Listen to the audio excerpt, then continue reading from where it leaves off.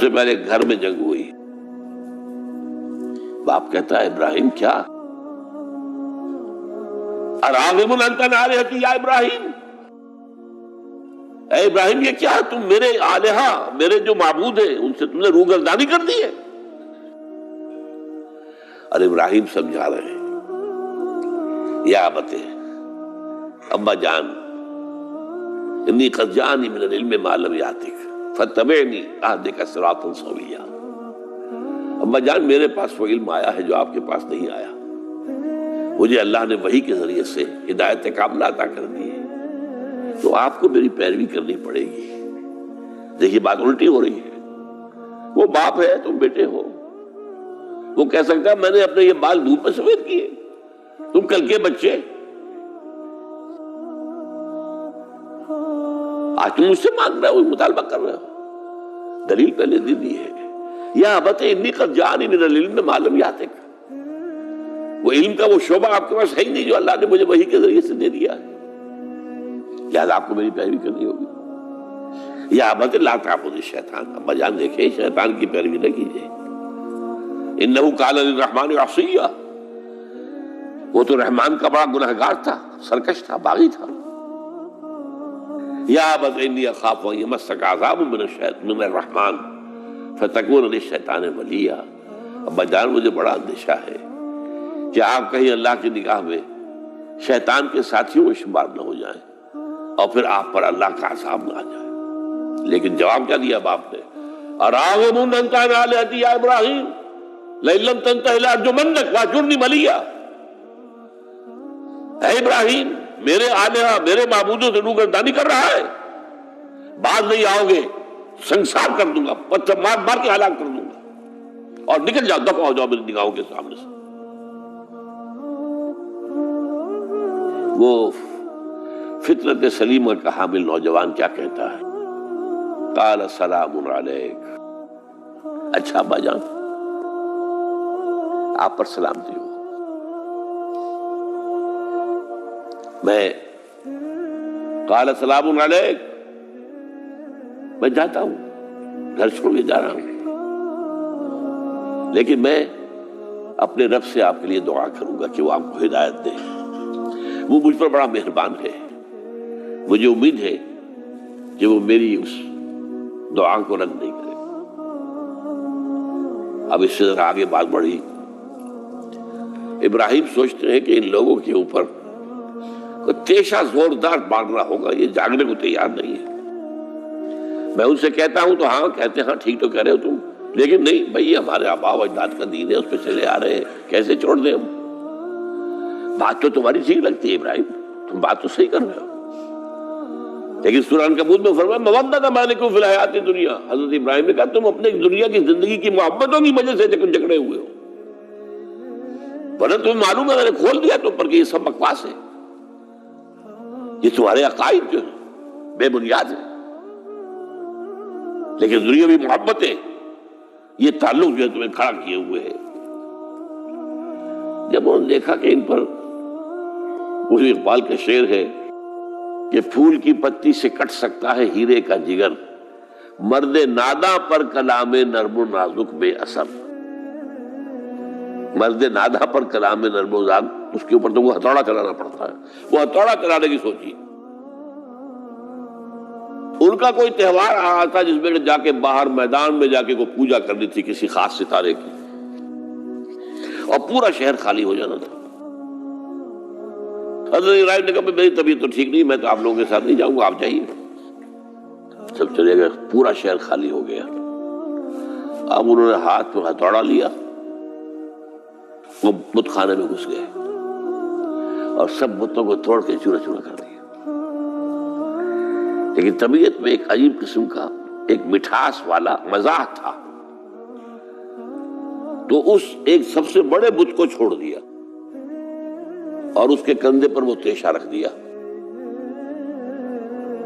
اب جو وہ رات کو واپس آئے ہوں گے، آپ سوچئے ذرا، آج بھی ہندوستان کے شہر متھرا میں یا بنارس میں کہیں بتوں کے ساتھ کے کوئی حشر کر دے تو کیا قیامت آئے گی. کیا کیا من فعل ھذا بآلہتنا، کون ہے وہ جس نے ہمارے معبودوں کا یہ حشر کیا ہے؟ بہت کچھ کر کے کچھ لوگ ہاں ہم سنتے تھے ایک نوجوان جو ہے وہ کچھ ان کا ذکر کیا کرتا تھا ان بتوں کا کہ ان میں کچھ نہیں ہے کچھ نہیں ہے، کچھ باغیانہ خیالات کا اظہار کیا کرتا تھا وہ ابراہیم۔ بلاؤ، حاضر کیا گیا، یا ابراہیم انت فعلت ھذا، کیا اب تم نے کیا؟ مجھ سے کیا پوچھتے، اس بڑے بت سے پوچھو، اس سے پوچھو، بھائی سارے ٹوٹے ہوئے، یہ سالم کھڑا ہے۔ اور نمبر 2 جسے کہتے ہیں پولیس کی اصطلاح میں آلہ واردات، قتل کیا تھا تو کس چیز سے کیا تھا وہ بھی برآمد ہو گیا، وہ چھری بھی مل گئی ہے، اس پر خون کے دھبے بھی ہیں، اور آج تو آپ کو معلوم ہے کہ خون کے قطرے سے بھی پتہ چل جاتا ہے کہ کس کا خون تھا، جنیٹکس کے ذریعے سے، تو اس نے کیا ہوگا۔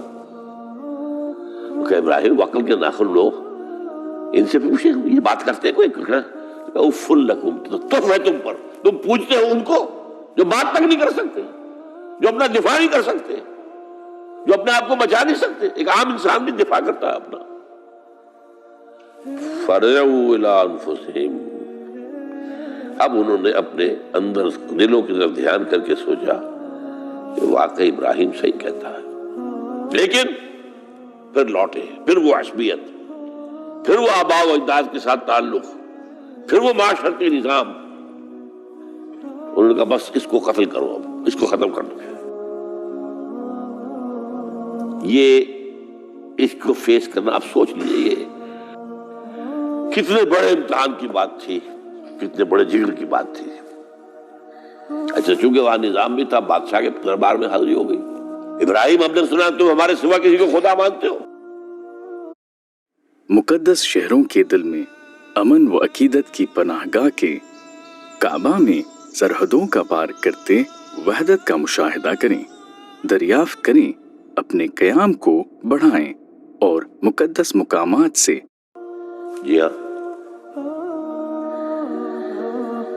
کون ہے وہ خدا؟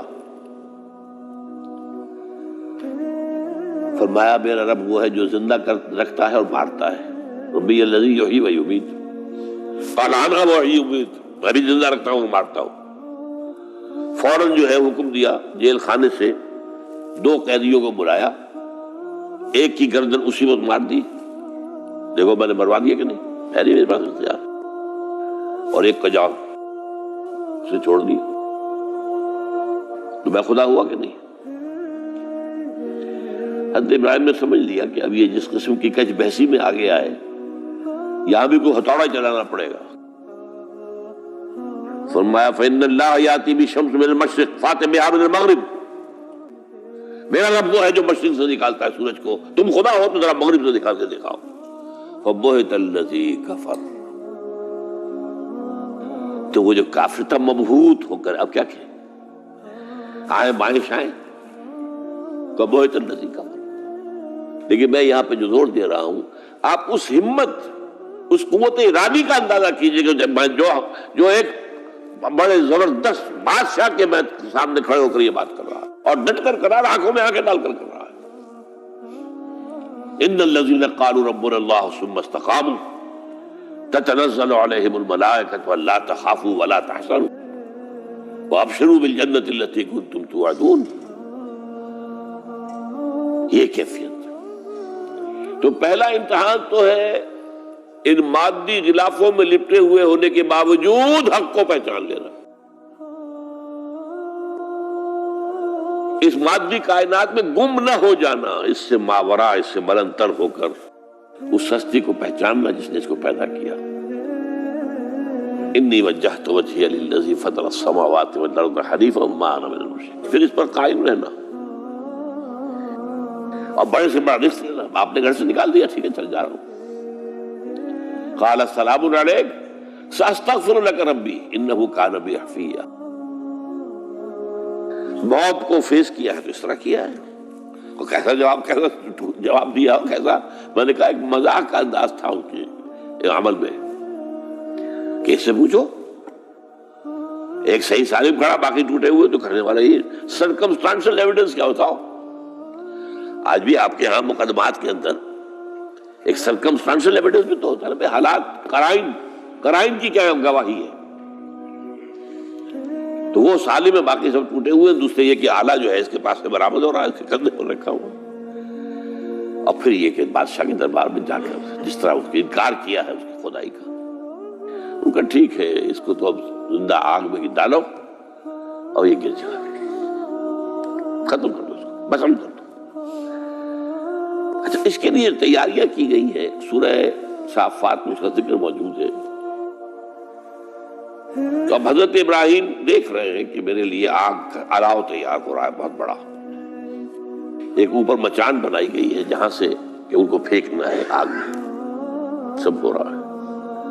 وہ سب یہ کس لیے کر رہے تھے؟ یہ نوجوان کے ہوش ٹھکانے آ جائیں گے جب آگ دیکھے گا سامنے، ابھی تو کوئی آیا نہیں نا امتحان اس پر، اسی لیے قرآن میں آیا ہے کہ ہم نے ان کو ناکام کر دیا جنہوں نے کہ یہ آزمائش ڈالی تھی۔ حضرت ابراہیم کود گئے، اقبال کہتا ہے بے خطر کود پڑا آتش نمرود میں عشق، عقل ہے محو تماشائے لبے بام ابھی۔ دیکھیے یہ دو عقلیں ہیں، یہ سمجھ لیجیے، ایک عقل وہ ہے جو پہچان لے، ایک عقل وہ ہے جو آگے چلنے سے روکے۔ دیکھو جواب ٹھیک نہیں، تمہارا کیا کر رہے ہو؟ اپنی جان سے کھیل رہے ہو، جان سے چلے جاؤ گے۔ تو عقل جو ہے ایک معنی میں وہ حقیقت کو پہچاننے میں مددگار ہے، اگرچہ منزل تک نہیں پہنچا سکتی۔ گزر جا عقل سے آگے کہ یہ نور چراغ راہ ہے، منزل نہیں ہے۔ راست چراغ رکھا ہے تو روشنی تو ہو جائے گی نا، کچھ نہ کچھ دکھا دے گی، بس یہ چراغ راہ ہے، یہ آخری منزل تک عقل نہیں پہچان سکتی۔ یہ تو فطرت انسانی ہے، قلب ہے، روح انسانی ہے، وہ پہچانتی ہے۔ اور عقل گو آستان سے دور نہیں، اس کی قسمت میں پر حضور نہیں، حاضری نہیں ہوتی وہاں۔ اللہ تک پہنچانے والی شے عشق ہے، اللہ کی محبت ہے۔ وہ سنہری بھی ہوتے ہیں، کیا کیا خوبصورت ہوتے ہیں، لاکھوں روپے کا ہوتا ہے، لیکن تہذیبی پس منظر اس کا یہ ہے۔ اب ظاہر بات ہے کہ وہ تو روک، اس لیے حدیث میں یہ لفظ آیا ہے۔ ایک مرتبہ حضور مسجد نبی میں تشریف فرماتے، باہر کوئی بدو آئے صحابی باہر سے، اور انہوں نے اپنے اونٹ کا یا اونٹنی کا گھٹنا نہیں باندھا، اسے ویسے ہی چھوڑ کے اندر آ گئے۔ حضور نے فرمایا تم نے اس کا گھٹنا کیوں نہیں باندھا؟ جواب دیا میں نے اللہ پر توکل کیا۔ فرمایا غلط، اعقلھا ثم توکل، پہلے اس کا گھٹنا باندھو پھر توکل کرو۔ وسائل کا استعمال ترک کر دینا توکل نہیں ہے۔ ہاں یہ سمجھو کہ وسائل کے ذریعے سے نہیں ہوگا، جو بھی کچھ ہوگا اللہ کی کیے سے ہوگا، لیکن وسائل کا استعمال تو کرنا ہے۔ وہ توکل اسلام میں نہیں، جو رہبانیت کا توکل ہے۔ بہرحال تو یہ اب جو ہے عقل جو ہے اب اس وقت جو کہ بے خطر کود پڑا آتش نمرود میں عشق، عقل ہے محو تماشائے لبے بام ابھی عقل تو وہیں پر کھڑی ہوئی سوچ رہی ہے کودنا چاہیے کہ نہیں کودنا چاہیے، اور ابراہیم کود بھی چکا۔ لوگ حیران رہے لیکن اللہ نے اس آگ کو گل و گلزار بنا دیا۔ قلنا یا نار کونی بردن وسلام علی ابراہیم۔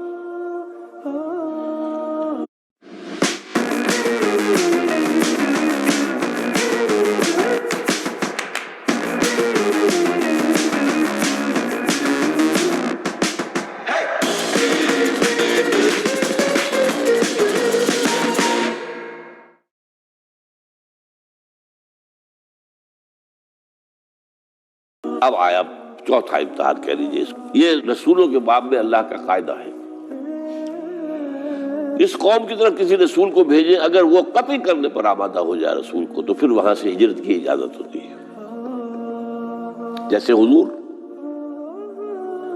جب دارالندوا میں فیصلہ ہو گیا کہ اب قتل کر دو محمد کو صلی اللہ علیہ وسلم، اس سے پہلے یہ اندیشہ تھا جب تک کہ ابو طالب زندہ تھے کہ چچا سپورٹ پر ہے ابو طالب، اور بنو ہاشم کا وہ سردار ہے، تو یہ ہماری جو ہے ان فائٹنگ ہو جائے گی، ٹرائبل، انٹر ٹرائبل یا انٹرا ٹرائبل کہنا چاہیے، کہ قریش کے اندر ہی آپس میں جب ہم لڑ پڑیں گے تو ہماری جو دھاک بیٹھی ہوئی ہے پورے عرب میں وہ تو ختم ہو جائے گی. A house divided amongst itself cannot stand.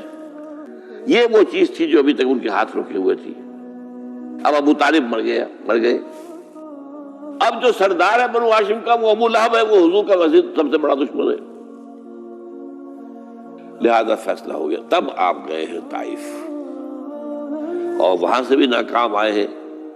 اس کے بعد یہ ہے کہ باقی سب صحابہ کو آپ نے اجازت دے دی چلے جاؤ مدینے، لیکن ابھی آپ منتظر رہے جب تک کہ ایکسپریس پرمیشن نہ آئے. رسول اپنی جگہ چھوڑ نہیں سکتا. بہرحال یہ ایک علیحدہ معاملہ ہے کہ اس میں تھوڑی سی خطا ہو گئی تھی حضرت یونس علیہ السلام کے ساتھ، کہ وہ اپنی قوم کے اس رویے سے دل برداشتہ ہو کر غصے کے اندر بھرے ہوئے یہ ماننے والے نہیں ناہنجار لوگ چھوڑ کر چلے گئے، اگرچہ اللہ کی اجازت ابھی نہیں آئی تھی. یہی وجہ ہے اللہ نے انہیں سزا دی. مچھلی کے پیٹ میں رہے، وہاں وہ استغفار کرتے رہے، لا الہ الا انت سبحانک انی کنت من الظالمین. پھر اس ویل مچھلی نے اگل دیا ان کو اور ساحل کے اوپر رہے. اس کا پورا ذکر ہے قرآن مجید میں. بہرحال تو یہ اب معاملہ آ گیا وطن کو چھوڑنے کا، لہذا ہجرت کی. اب ان قال انی ذاہب الی ربی سیہدین. ٹھیک ہے، تم لوگوں کا حال یہ ہے، میں نے تمہیں ہر طرح سمجھایا، نرم بھی سمجھایا، گرم بھی سمجھایا، تمہارے اوپر ہتھوڑے بھی برسائے اور پھول بھی برسائے، تم کسی طرح ماننے والے نہیں ہو. اب تم میری جان کے دشمن بن گئے ہو تو ٹھیک ہے، پھر میں جاتا ہوں. انی ذاہب الی ربی سیہدین رب ہب لی من الصالحین. ایک دعا اور نکل آئی اس وقت دل سے، اے اللہ مجھے صالح اولاد عطا فرما. 80 برس سے تجاوز ہو چکی تھی عمر، اولاد نہیں تھی. آپ کے اپنے خاندان سے تھی جو اہلیہ تھی سارہ رضی اللہ تعالیٰ عنہ، بانج نہیں ہے، اولاد نہیں ہوئی، اللہ کی مرضی. بہرحال حضرت ابراہیم کے ساتھ ہجرت کرنے والوں میں حضرت سارہ بھی تھی آپ کی اہلیہ، حضرت لوط بھی تھے آپ کے بھتیجے، اور حضرت لوط کی اہلیہ بھی تھی. یہ اہلیہ جو ہے لوط کی یہ مومنہ تھی، یہ ساتھ انہوں نے ہجرت کی ہے. بعد میں جب انہیں اللہ تعالیٰ کے حکم سے حضرت ابراہیم نے بھیج دیا سدوم اور عمورہ کی بستیوں کی طرف، تو وہاں شاید معلوم ہوتا کوئی اور شادی کی ہے، وہ کافرہ رہی اور اس نے جو ہے حضرت لوط کے ساتھ جو ہے خیانت کا معاملہ کیا. وہ ایک علیحدہ معاملہ ہے. بہرحال اس وقت جو دعا کی رب ہب لی من الصالحین، اس کے جواب میں اللہ نے فوراً ہم نے اسے ایک غلامن فبشرناہ بغلام حلیم، ہم نے انہیں بشارت دے دی ایک بہت ہی بردبار حلیم الطبع متحمل مزاج بیٹے کی. یہ اسماعیل کی تعریف ہے. نوٹ کر لیجیے گا، دوسرے بیٹے ہوئے حضرت سارہ کے بعد میں، ان کو کہا گیا ہے غلام علیم عالم. حضرت اسماعیل کے لیے کہا گیا ہے غلام حلیم، بہت بڑے حلیم، متحمل مزاج، بہت بارش. اس کا بھی تھوڑی سی داستان بیان کر دوں. حضرت سارہ کہاں کہ یہاں اولاد نہیں تھی.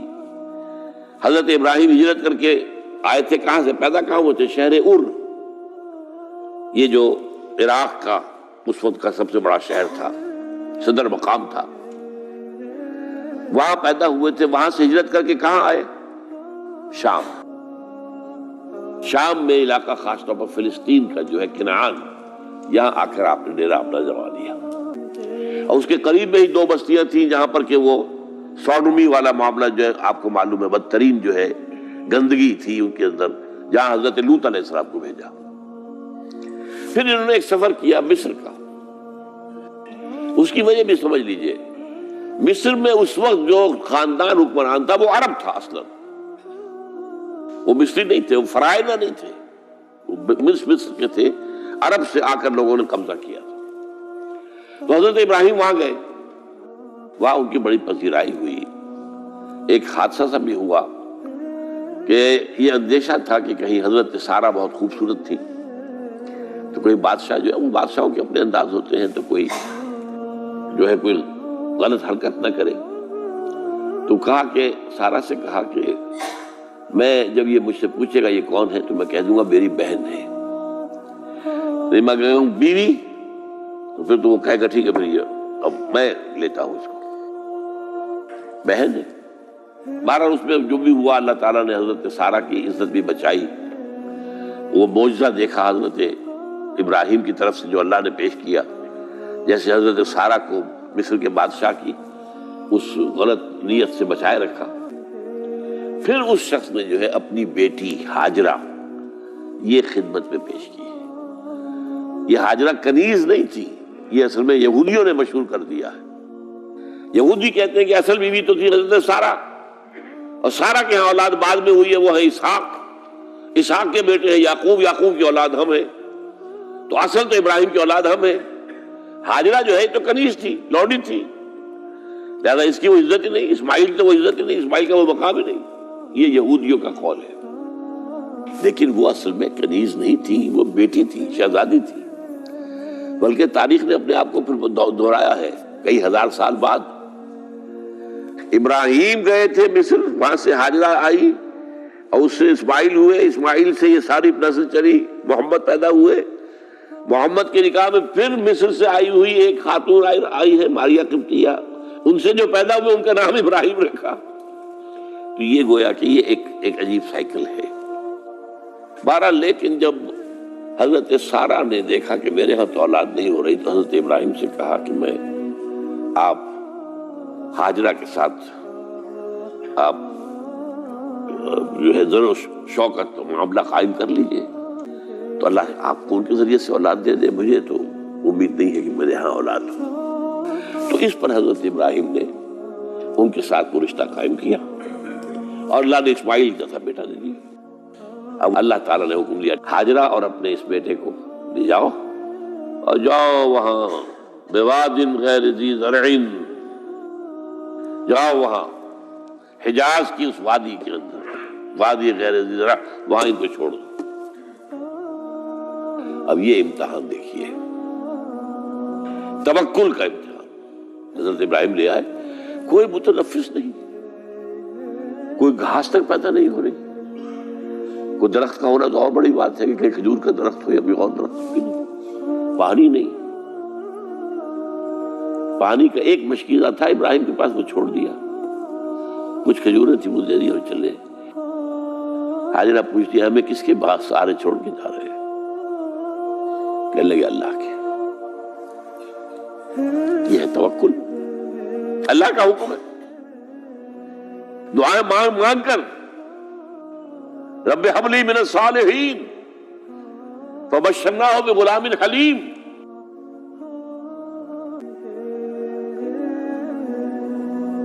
اب وہ بچہ آتے رہتے تھے، چکر لگاتے تھے. فلما بلغ معه السعی، جب وہ بچہ اسماعیل ان کے ساتھ بھاگنے دوڑنے کے قابل ہو گیا، کاموں میں ہاتھ بٹا رہا ہے، 13 برس کی عمر ہو گئی ہے، نوجوان. اب اندازہ کیجئے 100 برس کی عمر، بوڑھا آدمی، اولاد اب تک ہوئی نہیں تھی. یہ ایک اولاد مانگ مانگ کر دعا سے اللہ سے لی ہے. اب آخری امتحان آتا ہے، اس سے آگے کوئی امتحان نہیں. اس بوڑھے شخص کی نخل تمنا ہری ہو رہی تھی اپنے بیٹے کو دیکھ کر. فلما بلغ معه السعی قال یا بنی انی اری فی المنام انی اذبحک فانظر ماذا تری. کہتے ہیں حضرت ابراہیم بیٹے میں مسلسل دیکھ رہا ہوں خواب میں کہ میں تمہیں ذبح کر رہا ہوں، تو دیکھو غور کرو تمہاری رائے کیا ہے. نبی کا خواب بھی وہی ہوتا ہے، اس میں کوئی شیطنت جو ہے، کوئی شیاطین جن و انس کی کوئی مداخلت نہیں ہو سکتی. پھر یہ کہ پے بپے 3 دن یا بنی انی اری فی المنام انی اذبحک فانظر ماذا تری. اب جواب سنیے، وہ حلیم یا ابت افعل ما تؤمر ستجدنی انشاءاللہ من الصابرین، ابا جان کر گزریے جو آپ کو حکم ہو رہا ہے. تومر امرتا نہیں، تومر حکم ہو رہا ہے. جب 3 دفعہ آپ کو یہ حکم ہو گیا اللہ کی طرف سے تو پھر دیر کاہے پہ؟ یا ابت افعل ما تؤمر ستجدنی انشاءاللہ من الصابرین، آپ مجھے انشاءاللہ صابر پائیں گے. یہ وہ صابر اور حلیم ہونے کی شان ہے، جان دینے کے لیے تیار. اب یہاں بھی دیکھیے کہ یہودیوں نے اتنی تحریفیں کی ہیں. وہ ذبیح اللہ حضرت اسحاق کو کہتے ہیں. یہ بعد میں حضرت اسحاق پیدا ہوئے 13 سال بعد، 100 برس کی جب عمر تھی حضرت ابراہیم کی تب ہوئے. اب وہ کہتے ہیں کہ ذبیح اللہ جو ہے وہ اسحاق ہے، اسماعیل تھے. مروہ پہاڑی، جو مروہ اور یہ بوریا، وہاں پر بھی انہوں نے ایک پہاڑی کا نام رکھ دیا مروہ. وہ کہتے ہیں یہاں پر اسحاق کو ابراہیم نے ذبح کرنے کی کوشش کی. سب بکواس. ایک بڑی عمدہ کتاب مولانا فراہی رحمۃ اللہ علیہ کی تھی، عربی، پھر اس کا ترجمہ ہوا، الرأی الصحیح فی من هو الذبیح. عربی میں کتاب تھی کہ ذبیح کون تھا، اسماعیل یا اسحاق، اس کے بارے میں صحیح رائے کیا ہے. یہ اس کتاب کا موضوع ہے. تو انہوں نے تورات کے حوالے سے ثابت کیا ہے. اصل میں ہوتا کیا ہے، چور لاکھ چیزیں چھپا بھی جائے اپنی تو کہیں نہ کہیں کلو چھوڑ جاتا ہے. آخر تفتیش ہوتی ہے، پولیس والے بھی جانتے ہیں کہیں نہ کہیں سے کوئی نہ کوئی کلو جو ہے، اب ساری چیزوں کو سمیٹنا مشکل ہوتا ہے اس کے لیے. تو اس کے اندر وہاں کلو موجود ہے، اسحاق اس کے اندر تورات کے اندر جس سے ثابت ہوتا ہے، انہوں نے ثابت کیا. الرأی الصحیح فی من هو الذبیح، اس کا میں نے ترجمہ شائع کیا تھا جب میں نے ابتدا کی ہے لاہور میں آ کر اپنے کام کی 1965 میں. تو دارالاشاعت الاسلامیہ میں نے قائم کیا تھا اپنا ایک دارالاشاعت پبلشنگ ہاؤس، اس سے وہ کتاب شائع کی تھی. اب بھی وہ چھپتی ہے، اب وہ اور پبلشر ہیں ان کے، وہ چھاپ رہے ہیں. بہرحال تو حضرت اسماعیل جو ہے وہ ذبیح اللہ ہے. اللہ نے جب لٹا دیا، فلما اسلما وتلہ للجبین. اب یہاں پر ذرا نوٹ کیجئے، اسلما، جب دونوں نے اسلام کا مظاہرہ کیا، وہ جو میں نے کہا تسلیم، سر تسلیم خم ہے جو مزاج یار میں آئے. بوڑھا باپ چھری لے کر تیار ہو گیا ہے اور جوان بیٹا گردن ڈال کر بس صرف ایک احتیاط کی ہے کہ پیشانی کے بل لٹایا ہے تاکہ چہرہ سامنے نہ رہے. بس اتنی بات. چھری چلاتے ہوئے چہرہ میں اوندے بولتا دلہ للجبین، پیشانی کے بل انہوں نے لٹا دیا اور پھر چھری چلائی. لیکن اللہ نے پکار کر کہا، یا ابراہیم قد صدقت الرؤیا انا کذالک نجزی المحسنین. اے ابراہیم بس تم نے اپنا خواب پورا کر دیا. میں نے آج سے بہت پہلے مضمون لکھا تھا اس پر، تو میں نے کہا تھا جس کا امتحان لیا جا رہا تھا وہ فیل نہیں ہوا، ممتحن کو بس کرنی پڑی ہے، اللہ کو بس بس بس. ان ھذا لہو البلاء المبین. اے ابراہیم واقعتاً یہ بہت بڑی آزمائش تھی جس میں تم پورے اتر گئے ہو. یہ میں نے آپ کے سامنے زندگی کا جو پورا ایک نقشہ ہے ابراہیم کا، ہر قدم پر امتحان، ہر قدم پر امتحان، ایک سے ایک کڑا امتحان، ایک سے ایک بڑا امتحان، اور آخری امتحان یہ تھا ان ھذا لہو البلاء المبین. جب ممتحن یہ کہتے بھائی بات تم بہت مشکل، پرچہ واقعی میں نے بہت مشکل سیٹ کیا تھا، کمال ہے تم نے بہت عمدہ حل کیا، تو اس سے بڑی شاباش کیا ہوگی. لیکن اس کے ساتھ یہ ہے کہ اب اگلا موضوع آ رہا ہے میرا، جہاں تک تو معاملہ آ گیا، یہ قربانی جو ہے اس کو پھر ہمیشہ کے لیے اب سنت ابراہیم کے طور پر جا باقی رکھا گیا. این اس وقت جنت سے ایک میڑا ان کی جگہ آ گیا. حضرت اسماعیل کو کوئی قدم نہیں پہنچی، کچھ بھی نہیں، میڑا ذبح ہو گیا. اور وہ قربانی ہے جو آج پوری دنیا میں اس وقت سے لے کر ترکنا علیہ فی الآخرین، ہم نے اس کی یہ یاد ہے. یہ قربانیاں جو آپ دیں گے یہ کیا ہے؟ حضور سے پوچھا گیا ما هذه الاضاحی یا رسول اللہ، اے اللہ کے رسول یہ اضاحی کیا ہے، یہ کیا ہے، یہ جو ہم قربانیاں دیتے ہیں کیا ہے؟ قال سنت ابیکم ابراہیم، یہ تمہارے باپ ابراہیم کی سنت ہے۔ اس کو زندہ رکھا ہے اللہ نے، ان کے اس امتحان کی کامیابی کو اس کا جشن منایا جا رہا ہے۔ ہر سال لاکھوں کا کروڑوں جانور جو ہے اللہ کے نام پر ذبح ہو رہے ہیں۔ یہ وہ اسماعیل کی قربانی کا جو ہے یہ جشن ہے جو منایا جا رہا ہے۔ البتہ یہاں میں ایک بات کہہ دوں، علامہ اقبال نے ایک شعر میں شاعرانہ ایک ہوتا نا تصور، ایک اس میں ایک بات کہی ہے جو میرے خیال میں مناسب نہیں ہے۔ شعر تو بہت اچھا ہے، غریب و سادہ و عجیب، غریب و سادہ و رنگی ہے داستان حرم، نہایت اس کی حسین ابتدا ہے اسماعیل۔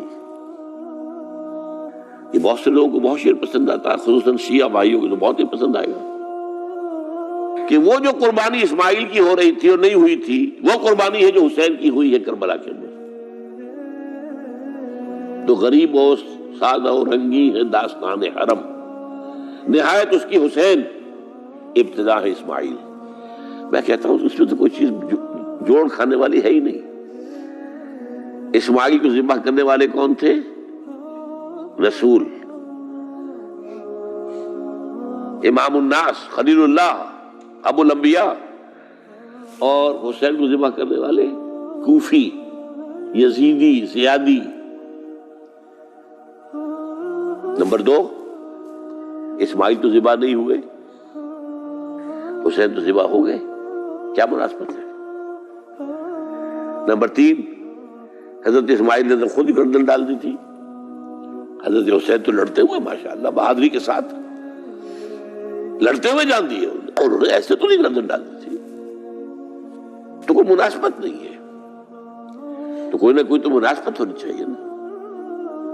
تو اس کی میں نے ترمیم کی ہے ایک، اور علامہ اقبال سے جب اگر اللہ نے آخرت میں ملاقات کرائی تو بتاؤں گا، وہ بھی شاید مان لیں گے میری بات کو۔